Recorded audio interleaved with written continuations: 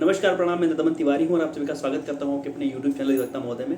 लखनऊ विश्वविद्यालय के आपके LLB 3 years course, LLB 5 years course के सेमेस्टर एग्जाम्स को लेकर के हम लोग लगातार बात कर रहे हैं। और आज के अपने इस वीडियो में बात करने वाले हैं जो 5 ईयर डिग्री कोर्स है उसमें LLB इंटीग्रेटेड में जो आपका सेकंड सेमेस्टर का पेपर है दूसरा इकोनॉमिक्स 2 का, उसको लेकर के हम बात करने वाले हैं। 4 यूनिट की अगर आपके सिलेबस की सबसे पहले अगर बात कर लें तो सबसे पहले यूनिट में आपके पास मनी है, बैंकिंग और एम्प्लॉयमेंट के कुछ कंसेप्ट हैं, जिसमें आपको मनी सप्लाई के मेजर्स और मनी सप्लाई के कुछ कंसेप्ट्स देखने पड़ते हैं। इन्फ्लेशनरी डायनेमिक्स से जहाँ से सवाल लगातार आए हैं, पिछली बार एक सवाल था कि discuss the structural theory of inflation, what policy measures are taken from the supply side to bring down inflation, इससे चीज़ आई है। फंक्शंस ऑफ बैंक्स है जिसमें RBI और कमर्शियल बैंक्स और अदर फिनेंशियल इंस्टीट्यूशंस हैं, उसको लेकर के सवाल हैं, उसको लेकर के आपके पास टॉपिक है। और आगे आपके पास मनी मार्केट है, कैपिटल मार्केट है, जो नेशनल इनकम है, GNP, NNP, GDP, इन सब के जो बेसिक कंसेप्ट हैं। से का जो लॉ ऑफ मार्केट है वो है। इनकम और एम्प्लॉयमेंट का डिटर्मिनेशन है, कीन का फ्रेमवर्क है, कीन का जो लॉ है। दूसरी यूनिट आपकी मैक्रो इकोनॉमिक पॉलिसीज़ की है, जिसमें आपको मॉनेटरी मैनेजमेंट के टेक्निक्स पढ़ने होते हैं, फिस्कल पॉलिसी पढ़नी होती है। फिस्कल पॉलिसी को लेकर के सवाल लगातार आते रहे हैं और फिस्कल पॉलिसी को लेकर के जैसे सवाल रहे हैं कि फिस्कल पॉलिसी का इक्विटेबल ग्रोथ के साथ क्या रिलेशन है, और उसके साथ कीन्स की थ्योरी को, जो इनकम और एम्प्लॉयमेंट की कीन्स की थ्योरी है, उसको जोड़ करके पूछा गया है। और यहीं से फिस्कल पॉलिसी से ही एक बार ये भी सवाल था कि फिस्कल पॉलिसी जो है वो इनकम इकोनॉमिक ग्रोथ को कैसे फॉस्टर करती है। और इसके बाद ग्लोबलाइजेशन आपके पास यहीं पर है। तीसरी यूनिट में आपके पास इंटरनेशनल ट्रेड है, जिसमें आपको इंटरनेशनल ट्रेड के कुछ रेशनल पढ़ने होते हैं, गेन्स पढ़ने होते हैं, फ्री ट्रेड वर्सेस प्रोटेक्शन पढ़ना होता है। एक बार प्रोटेक्शनिज्म को लेकर के सवाल पूछा जा चुका है। और बैलेंस ऑफ पेमेंट है, थ्योरी उसकी पॉलिसी है, इंटरनेशनल इंस्टीट्यूशन जैसे IMF है, WTO है और वर्ल्ड बैंक है, इसको लेकर के है सवाल।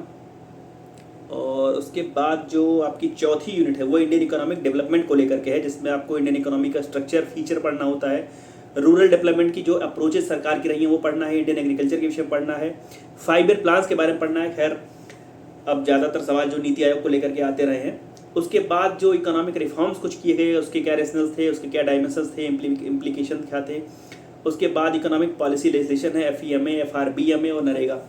FRBMA को लेकर के 2 बार सवाल लगातार पूछा गया है, जो आपका ये है fiscal responsibility and budget management act, FRBM। एक बार FRBM रिव्यू कमेटी को लेकर के सवाल आपसे पूछा गया है। अगर आपके लिए ज़रूरी सवालों की बात करें, जहाँ से सवाल आपके लिए बनने कहें या संभावित हैं कहें, एक तो आपके लिए जो मनी सप्लाई का जो कंसेप्ट है उसके मेजर्स हैं वो आपके लिए हमेशा से ज़रूरी रहा है।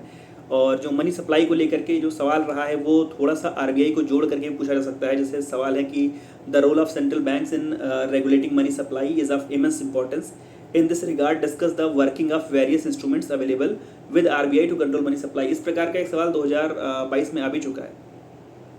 उसके बाद जैसे जो आपकी फिस्कल पॉलिसी को, जो आपका टॉपिक फिस्कल पॉलिसी हो आपके लिए बहुत ज़रूरी है। और फिस्कल पॉलिसी हुआ, मनी सप्लाई हुआ, इन्फ्लेशन की जो थ्योरीज़ हैं, जैसे इन्फ्लेशन की थ्योरी को लेकर के सवाल है कि discuss the theories that explain the causes of inflation, also elucidate the impact of inflation on different section of society. Fiscal policy कैसे इकोनॉमिक ग्रोथ को, कैसे जो कंट्री के डेवलपमेंट को फोस्टर करती है, वो सवाल आपके लिए ज़रूरी है, उसको बाकायदे से पढ़ लीजिएगा।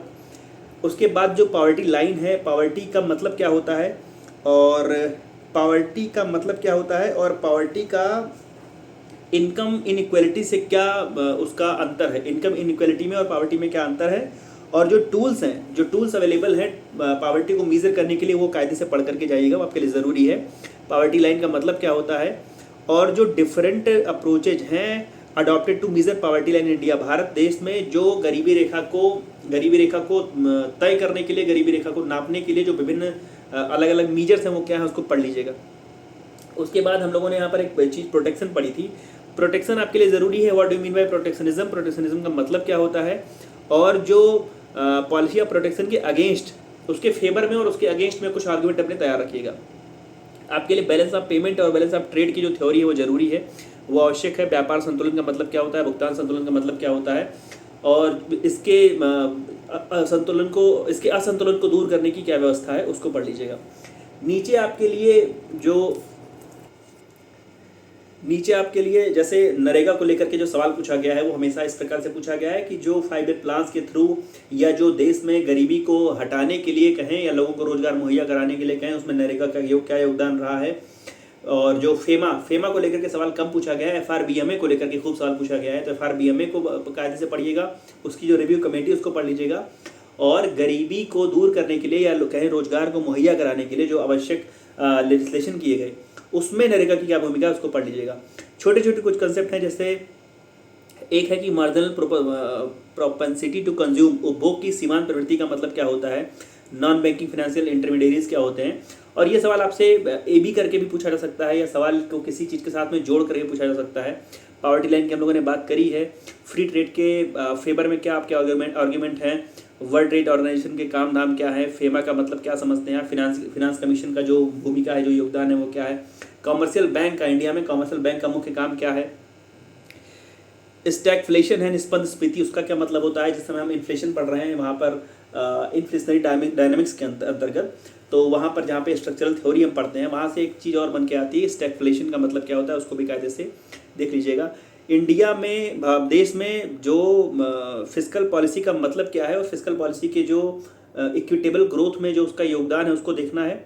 अनएम्प्लॉयमेंट को कायदे से पढ़ लीजिएगा, अनएम्प्लॉयमेंट के जो कारण हैं वो क्या है उसको देख लीजिएगा। प्रोटेक्शन आपने देखा ही है।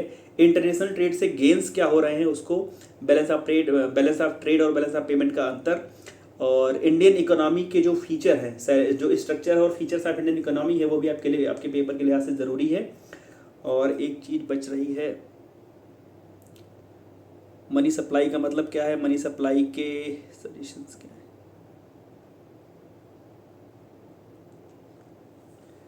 आपके लिए पावर्टी हो गया, अनएम्प्लॉयमेंट हो गया, इंटरनेशनल ट्रेड लॉज हो गए।